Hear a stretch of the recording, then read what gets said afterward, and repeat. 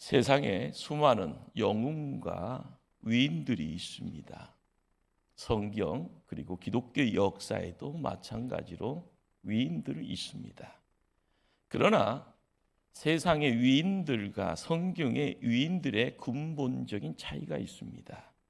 세상에 잘난 사람들은 모두 자기 자신의 위대함, 뛰어남을 드러냅니다. 성경의 위인들은 하나님의 위대하심만을 드러낸다라는 겁니다. 하나님은 잘난 사람들 불러다 놓고 야, 이 사람 참 잘났다라고 함께 감탄하지 않습니다. 하나님은 못난 사람 불러서요, 하나님께 영광 돌리게 만듭니다. 그 하나님, 당신이 얼마나 은혜가 넘치는 분인가를 증명하기 위해서 세상에서 관심 들지 않는 별 볼 일 없는 한 사람을 부르시는 분입니다. 하나님의 말씀을 경청하십시다. 하나님께서 세상에 미련한 것들을 택하사 지혜 있는 자들을 부끄러워하게 하려 하시고 세상에 약한 것들을 택하사 강한 것들을 부끄럽게 하려 하시며 하나님께서 세상에 천한 것들과 멸시받는 것들과 없는 것들을 택하사 있는 것들을 피하려 하시나니 이는 아무 육체도 하나님 앞에서 자랑하지 못하게 하려 하심이라. 사도 바울은 하나님께서 사람을 선택할 때에 성적순, 능력순이 아니라 못난 순서대로 부르셨다고 말씀하고 있습니다. 그래서 자신도 잘나서 사도된 것 아니다. 지질이 못났지만 하나님 불러다 사도 만들었다 말하는 겁니다. 성경에 무수한 사람들이 있습니다. 그 사람들이 하나님을 드러내는 그러한 어떤 시청각 자료가 되어져 우리에게 보여지고 있죠. 창세기 12장의 믿음의 조상이라고 이야기되어지는 아브라함이 부르심을 당합니다. 그런데 12장 이전에 아브라함의 기록이 나와 있지 않습니다. 그만큼 드러낼 것 없는 인물이다라는 말입니다. 이런 아브라함을 통해서 믿음의 계보를 시작합니다. 아브라함의 손자가 야곱이라는 인물입니다. 사람들은요, 하나님께서 왜 야곱 같은 사람을 택했는지 모르겠다고 묻죠. 그러나 우리는 이제는 질문 바꿔야 합니다. 하나님은 야곱 같은 인간도 부르셨다. 왜요? 물어야죠. 지금 못난 나를 부르셨기 때문에. 예수님의 12제자들 보십시다. 당대의 백수처럼 할 일 없는 사람들이었습니다. 제자로 불러서요, 당대 세계를 지배하고 있었던 로마의 권세와 앞에, 헬라의 철학의 우월함 앞에서 그들을 세우고 그들을 부끄럽게 만듭니다. 사도 바울, 묶인 죄수의 몸입니다. 그러나 당당하게 나갑니다. 로마의 네로 황제를 부끄럽게 만듭니다. 꽁병싱하십시다. 세상은 많이 배웠다고 생각되는 스펙 좋은 사람 씁니다. 튼튼하고요, 건강한 사람들을 불러다 씁니다. 잘생긴 사람, 몸매 되는 사람 씁니다. 그러나 예수님은 죄인이요 병든 자들을 불러 회복시킵니다. 그리고 나서 하나님 나라의 일꾼으로 만들었더라라는 겁니다. 하나님의 말씀입니다. 형제들아, 너희를 부르심을 보라. 육체를 따라 지혜로운 자가 많지 아니하며 능한 자가 많지 아니하며 문벌 좋은 자가 많지 아니하도다. 성경의 이인들을 보면은요, 대단한 것처럼 보이잖아요. 깊게 들어가면 우리랑 그렇게 도찐개찐 비슷합니다. 약하여 넘어지고요, 두려움에 시달려 근심합니다. 때론 공포에 벌벌 떨는 그런 서글픈 모습 보여줍니다. 하나님은요, 대단한 사람들에게만 신경 쓰는 분 아닙니다. 바로 나 같은 사람, 약하여 넘어지고요, 두려움에 떨고요, 그렇지만 은혜 주셨기에 일꾼이라고 해서 하나님 편에 나왔습니다. 하나님 말씀 듣다 보니까 내가 이렇게 잘난 사람이구나라고 느껴지잖아요.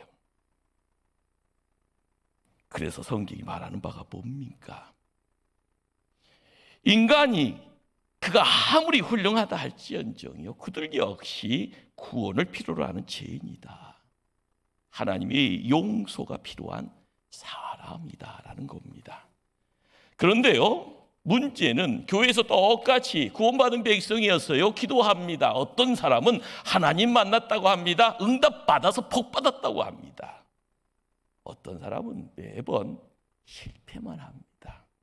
예배 들었습니다. 똑같이 신앙생활 합니다. 어떤 사람은 세상에서 능력이 있다라고 이야기하고요, 영향력 있는 삶을 삽니다. 어떤 사람은 늘 넘어지고요, 무력함의 내용들을 드러내는 삶을 삽니다. 왜 이러냐고요? 묻지 않습니까? 성경의 지식이 모자라서 실패했다고도 이야기합니다. 교회 믿음의 연수가 짧아서 그럴 수 있다라고 이야기하죠. 건강과 주변 환경에 핑계대기도 합니다. 가족이 도와주지 않아서 실패했다고요. 실상 돈이 없어서 자신은 아무 일도 못하겠다고 미리 자포자기 하는 인생이 있었습니다. 그러나 우리가 알아야 합니다. 그렇지 않습니다. 지식이나 돈이나 경험이나 넉넉한 환경 따위는 신앙생활의 승리, 능력 있는 삶, 성공적인 상과는 아무런 관계 없습니다. 물론 없으면 불편할 수는 있죠. 불편의 문제와 불행의 문제는요, 전혀 다릅니다. 불편하다고 해서 불행하지는 않습니다. 더구나 행복한 신앙생활, 능력 있는 성도의 삶과는 환경은 별개입니다. 오히려 자신의 지식과 경험, 주변 환경을 의지하다가 실패하는 경우가 다반사입니다. 복음을 전하면서도요, 자신의 세상 조건들이 어떻게 보면 하나님 영광 가릴 때가 더 많습니다. 영적인 일은요, 영적인 능력으로 하는 것이지 세상 조건 가지고 하는 것 아닙니다. 그러기에 시야가 열릴 때요, 영적인 것에 대한 이야기들, 영적인 보여짐의 자리에서 나를 힘들게 하는 그 대상과의 부딪힘의 자리, 그래서 영적 전쟁이라고 이야기하죠. 사도 바울을 보십시다. 오늘 본문 3절에 이해하기 어려운 말씀이 나옵니다. 내가 너희 가운데 거할 때 약하고 두려워하고 힘이 떨어노라. 무엇이 사도 바울이 이렇게 두렵게 하면서요, 약하게 만들었다는 말입니까? 성경을 연구하는 주경학자들이 여러 사례들을 듣습니다. 늘 바울을 괴롭히게 했던 육신의 질병이 있었는데요, 요즘은 그런 질병 보기 힘들죠. 거품 물고 쓰러지는 간질병을 이야기합니다. 혹은요, 본인의 예모적 컴플렉스, 굉장히 날카롭게 생겼다고 합니다. 그리고 말이 어눌했다라고 이야기를 합니다. 그래서 얼굴과 그리고 언어의 어떤 내용들 때문에 미리 겁먹었지 않았냐라고 이야기도 하지요. 전도하다가 만났던 실제적인 핍박이 무서워서 두려워해서 이러지 않았는가라는 그런 이야기도 하는 분이 있습니다.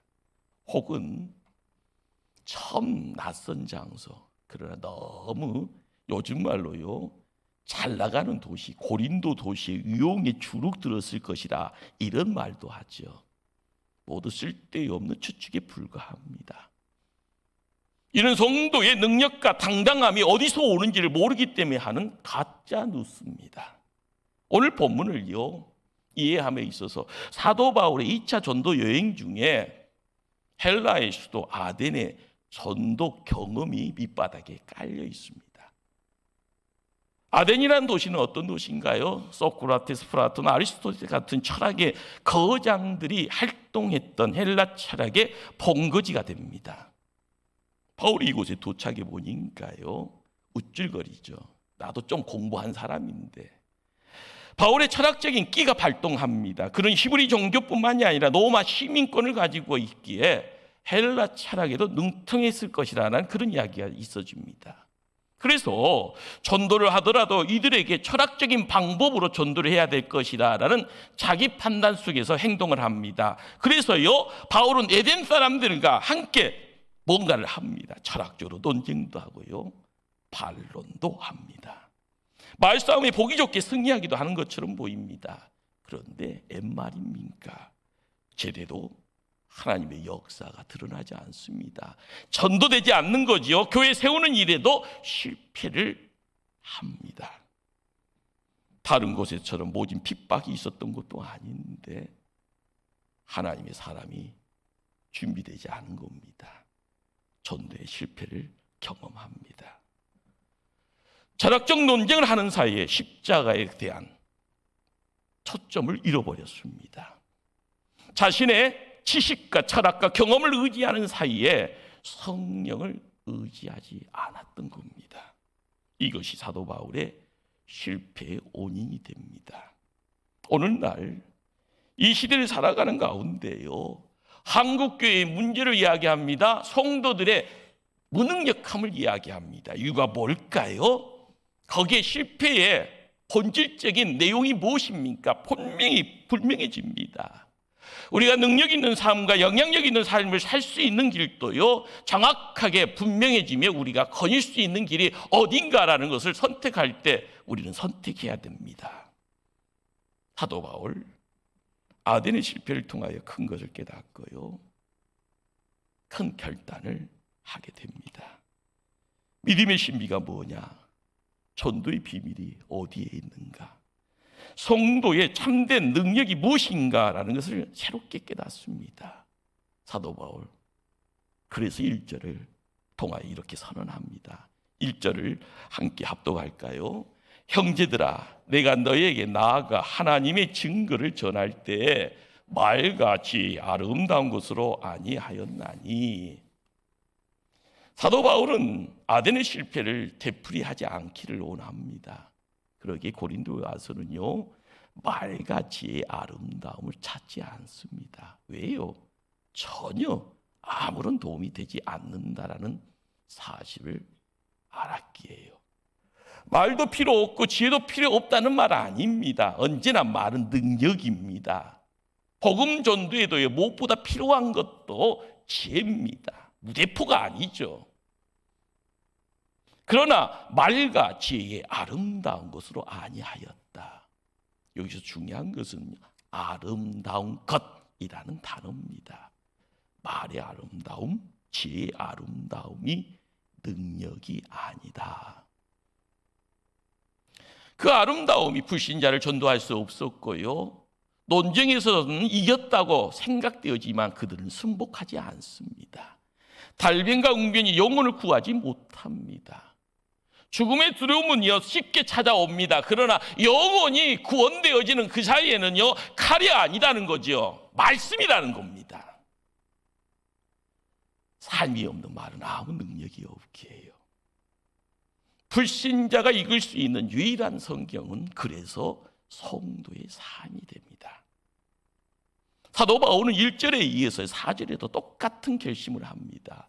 내 말과 내 전도함이 설득력 있는 지혜의 말로 하지 아니하고. 믿음 생활을 하는 우리가요, 교회만 왔다 갔다 거기서 끝나면 안 되죠. 본전 생각 거기서 할 수 없습니다.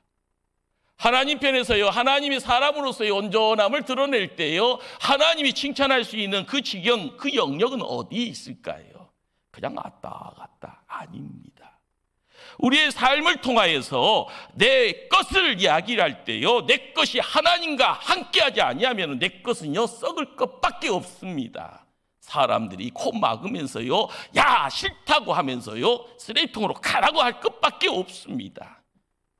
시간 지나면은요, 아무런 가치 없는, 그래서요, 누구나 쳐다보지 않은 등 돌리는 것밖에 없습니다.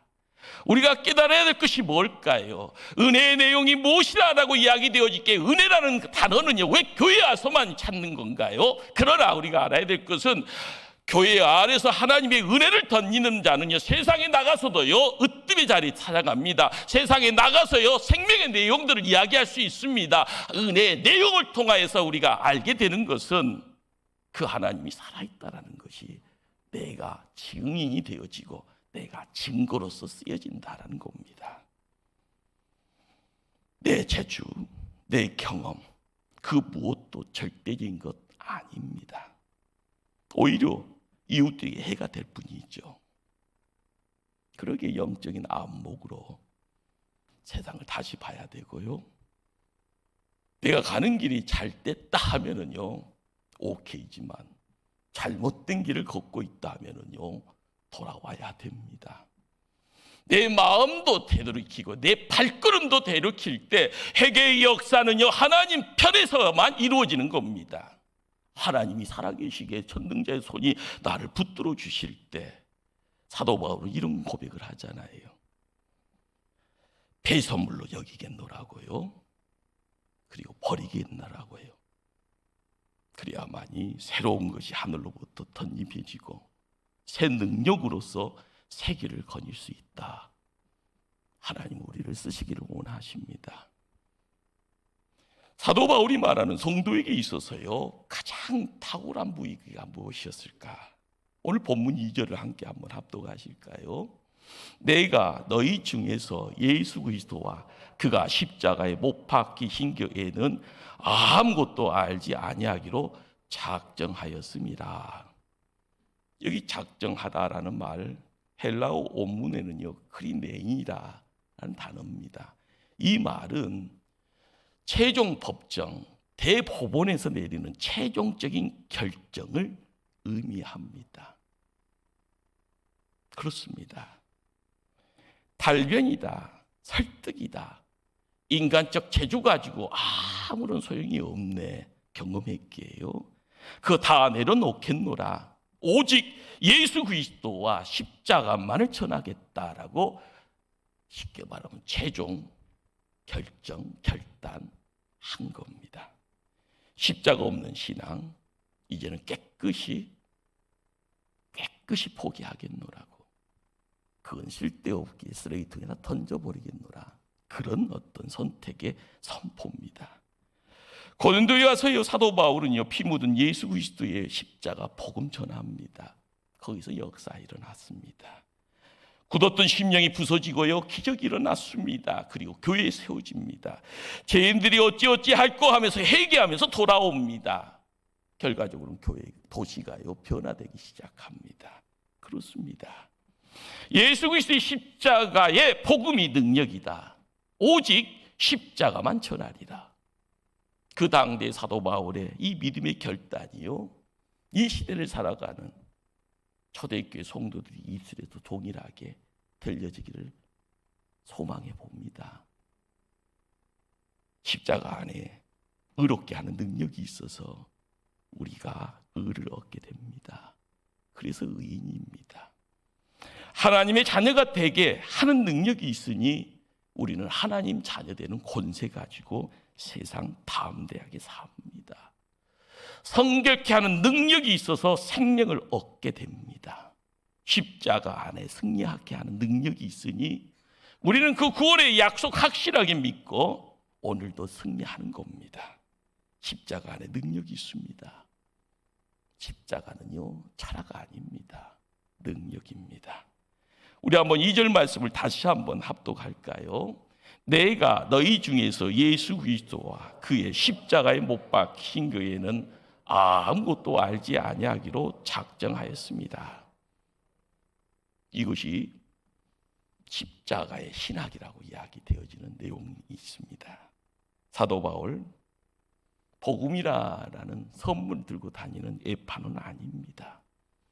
사도 바울, 하늘 백성이고요, 하나님 나라에서 복음을 온전하게 그 복음의 내용의 메신저가 돼서 나타난 하나님의 그리스도의 대사였습니다. 물건 팔다 보면은요, 달콤한 말로, 멋있는 말로, 그럴듯한 표현을 통해야만이 물건이 팔려집니다. 그러나 사도 바울 그렇게 하지 않습니다. 왜요? 그런 물건 파는 에파는 아니었기에요. 사도 바울은 하나님 말씀 전하는요, 믿음의 사도였고 믿음 하나님 나라의 대사였습니다. 사도 바울, 십자가에 달리신 예수 그리스도 외에는 결코 전하지 않겠노라. 그렇습니다. 모든 신앙의 중심은 예수님, 사도 바울이 전하고자 했던 것 예수 그리스도뿐이었습니다. 우리가 세상 살아가면서 놓치지 말아야 될 내용입니다. 우리가 믿어야 할 대상은요, 하나님의 아들 예수 그리스도입니다. 우리가 배워야 될 내용은 예수 그리스도의 복음입니다. 우리가 닮아야 할 것은 예수 그리스도의 삶입니다. 우리가 전해야 될 내용은 오직 예수 그리스도입니다. 오늘 본문이 또한 말하는 또 다른 중요한 내용은요, 성도의 능력, 복음 전도의 원동력이다라는 겁니다. 우리 4절 5절 말씀을요 함께 합독하실까요? 내 말과 내 전도함이 설득력 있는 지혜의 말로 하지 아니하고 다만 성령의 나타나심과 능력으로 하여 너희 믿음이 사람의 지혜에 있지 아니하고 다만 하나님의 능력에 있게 하였노라. 여기 4절에 성령의 나타나심과 능력이라는 단어가 등장합니다. 5절에 하나님 능력이라는 단어가 나오죠. 이 말씀에 유의해서요, 이 4절 5절이 현대로 쉽게 풀려지면 이런 말이 될 겁니다. 내가 너희에게 복음 전할 때 내 말체주로 의지하지 아니한다. 오직 성령님만을 의지해서 복음 전한다.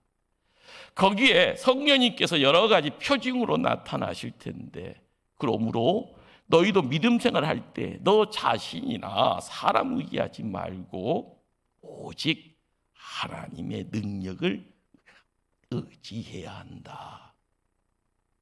오직 하나님의 능력 의지하라 이야기합니다. 사랑하는 성도님들, 교회 생활 일주일에 한 번 1시간 드린다라는 것 엄청난 투자입니다. 그러나 그 투자를 통해서 영생을 지켜가기는 힘듭니다. 우리가 교회를 지켜간다라고 할 때는요, 그냥 취미생활로 찾아오는 그런 내용 되어서는 안 됩니다. 세상살이가 어찌할지언정이요, 어디가 진짜가 있습니까? 어디에 죽음보다 더 소중한 생명의 내용이 함께합니까? 우리가 누군가를 바라봤을 때요, 누군가가 물어봅니다. 지옥과 천국을 어떻게 설명할 수 있을까요? 사람이 영원한 형벌 받게 된 죄인이라는 것을 어떻게 가르쳐 줄 수 있을까요? 예수님께서 십자가에 돌아가신 것이 바로 나 때문이라는 것을 어떻게 남들에게 설명하며 설득할 수 있을까요? 예수님이 유일한 구세주요 하나님의 아들이라는 이 진리를요 무슨 말로 어린아이에게 설명할 수 있을까요? 그분은 나 때문에 죽으셨으나 3일 만에 무덤문 박차고 부활하셨고요, 그분이 이 땅에서 우리의 삶 속에서 농이란 은혜 가지고 진리 가지고 생명 가지고 찾아와서 매일매일 임마누엘 하신다는 것을 어떻게 남들에게 설명할 수 있을까요? 지금까지 살아오던 모든 인생의 가치들 포기하고 하나님께 무릎 꿇고 경배하게 어떻게 우리가 만들어 나갈 수 있을까요? 바쁘다는 그런 분개 갖고는 안 됩니다. 어디에 목숨 걸어야 될 것이요, 어디에 있는지를 깨달아야만이 내가 투자할 것이요, 잠시 잠깐의 대박 인생이 아니라 영혼을 이야기하는 영혼의 생명의 내용을 가지고 우리가 세상 살아가는 바로 그 자리에 나의 모든 것이 들어질 수 있을 때 하나님은 우리를요 영원한 생명으로 붙잡아 주실 줄 믿습니다. 그렇습니다. 세상의 명예나 금력 가지고요 이루어지는 것 아닙니다. 성령의 능력입니다. 성령이 임하심이 저절로 믿어지고요, 안 믿고 싶어도 저절로 믿어집니다. 담대하게 입술 열어서 복음 전하는 그 자리에 어눌하지만은요 그 어눌 속에 능력이 있으면 사람을 설득합니다. 문을 두들기는 가운데요 홍두깨로 차 부셔버린 것처럼 과거의 내용들, 아무리 초롱성처럼 나를 지켜가는 구태가 있다 할지언정 부서지는 겁니다. 설교 듣다가 눈물이 핑 돕니다. 가슴이 찡하니 감동이 밀려옵니다. 그 하나님을 내 아버지라고 부르기 시작합니다. 이것이 성령의 능력입니다. 아무리 좋은 대학에서요 많은 공부를 했다 할지언정이요 이 하나님의 능력 가운데 거하지 아니하면은요 헛사는 거고요. 우리의 모든 것이 헛것입니다. 강팍한 심령 무너뜨리기 위해서 내가 아무리 시간 들여 투자하는 것 있다 할지언정이 안 됩니다. 하나님이 하셔야 되는 거고요. 은사가 나타나고요, 표적이 나타나고 기적이 나타납니다. 내가 하는 것 아닙니다. 교회를 통하여서 보여지는 이 현상들, 세상 사람들은요 손가락질 하잖아요. 그러나 그 능력가 안에 들어오면은 느껴지는 겁니다. 흔히들 성령이 구원하는 능력을 믿습니다. 그러나 성령의 나타나심을 부인하는 사람이 있습니다. 공부 많이 한 분들이 이렇죠. 혹자는요 오직 그냥 성령의 나타나심만을 따라다니는 사람이 있습니다.